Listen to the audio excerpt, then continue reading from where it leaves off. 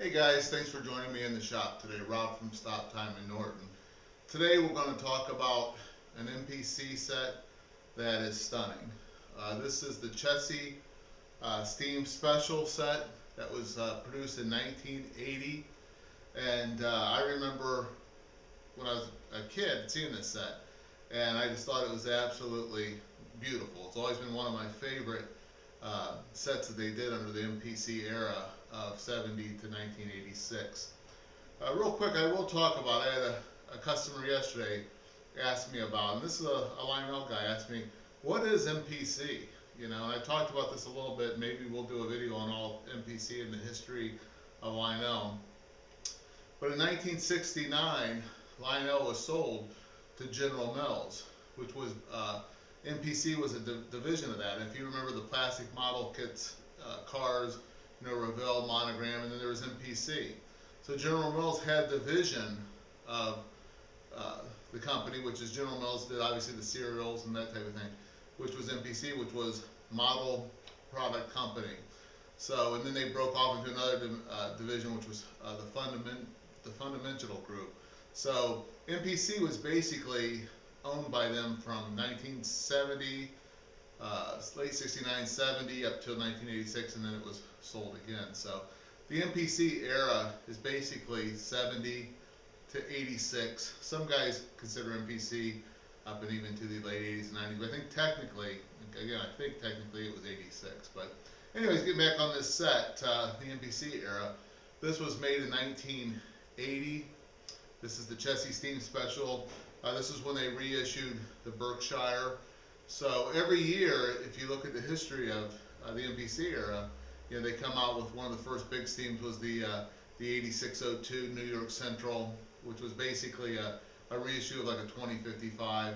So they kept reissuing slowly the larger steam engines, and by the time they got up to, they did the Southern Crescent set, which was a small Burke, and the Blue Comet in 79, and then obviously in 80 they come out with the Chessie Steam Special, which was the first reissue of the Berkshire.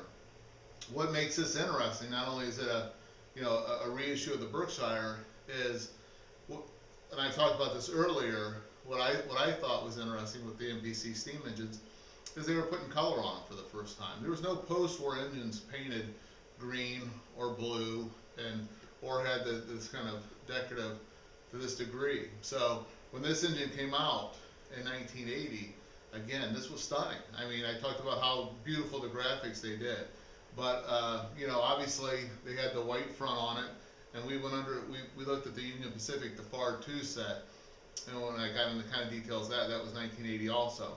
But they put the white wall wheels. Now some people like that, some people don't.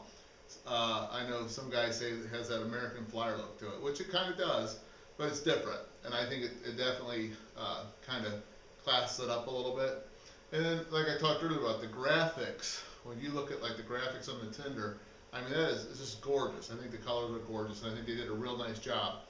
Good running engine, typical Lionel post-war type production, pull-more motor, mechanical E unit, and then obviously you have the Sound of Steam tender, which again, some people like, some people don't. Now you got to put yourself back into that time period of the 70s and early 80s. That was pretty high tech. You know, they have a tender that had a chugging sound with the whistle, and it was electronic. So I'm a fan of it. I think it's neat for that time period. Obviously, you're going back 40 plus years to Sound of Steam. So great engine, good collector's piece. Again, these are affordable sets. They're not crazy money.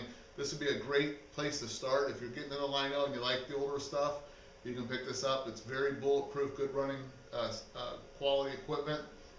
And then we'll go real quick into the cars. They made, there's 5 cars, and they made an add-on. I think they made at least 1 or 2 add-on cars for the set too. But again, if you look at the colors and the graphics on the passenger cars, this was beautiful stuff. Really nice. You had the big 6-wheel trucks on each side of the passenger trucks. They light up.